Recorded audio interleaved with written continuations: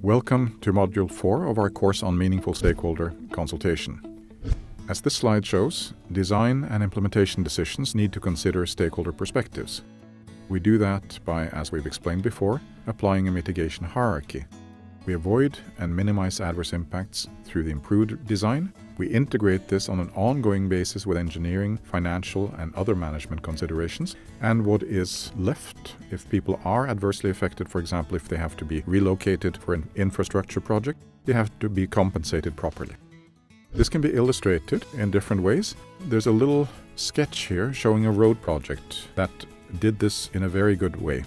They listened to the people, they studied potential impacts, and the slide shows how they have identified things that were important to the local community. A shrine, a school, safety issues, access to water, and all of those things were integrated into the physical design process of the project in response to people's wishes and concerns. This is why it is critical that all aspects of the project planning process function well together. The consultation with stakeholders cannot be done as a separate exercise. It needs to be embedded within the overall project decision-making, and the people responsible for consultation, they need to have sufficient authority to influence what happens in the project overall. The next slide shows data, action plans, and management systems. The meaningful stakeholder consultation needs to be studied and documented. Baseline data compares impacts on people before and after the project. We collect a combination of qualitative or numeric data and qualitative data such as people's perceptions and opinions that come out through the discussions and consultation process. On the basis of these data, we develop action and mitigation plans, such as a resettlement action plan, an environmental management plan, or a biodiversity management plan. Those plans outline the actions that will be implemented as part of the overall project, and the design of these plans themselves need to be consulted with relevant stakeholder groups. This really relates to an overall system then of not just assessing, but of managing risks and opportunities in an ongoing way. We really need to know who is responsible for what. Do they have the right skills? Do they have the right resources and management support? When will things happen? Have budgets been allocated appropriately? Do we have sufficient people to do this? This is all part of the planning system.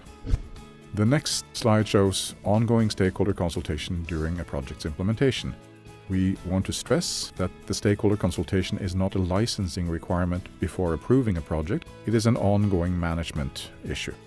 So, meaningful stakeholder engagement does not end once the project is approved. We will define in the project plans how the local communities and stakeholders will continue to engage in project planning through legal agreements and in overall project management. This can be summarized in a term called adaptive management. This means that we need to be able to modify how the project is being implemented based on the changes that happen on the way and any unforeseen issues and challenges. Again, stakeholders need to be involved in those discussions as well. A very valuable form of such stakeholder engagement is also in the monitoring process, in project implementation and in results and impacts. This can be done through participatory monitor and also by involving third parties, independent experts, etc. Finally, the last slide shows grievance redress mechanisms. Good practice suggests that things do go wrong, and all experience suggests that nothing ever goes exactly as planned. So there has to be a grievance redress mechanism. We at the IDB have our own grievance redress mechanism. It's called the Independent Consultation and Investigation Mechanism, or MICI, as the Spanish acronym stands for. This helps resolve complaints and concerns and provides feedback and independent advice to our authorities, our board and senior management. Similarly, at the project level, there needs to be a local grievance redress mechanism where people can resolve their complaints and concerns, prevent them from escalating into conflict, and function as an accountability mechanism.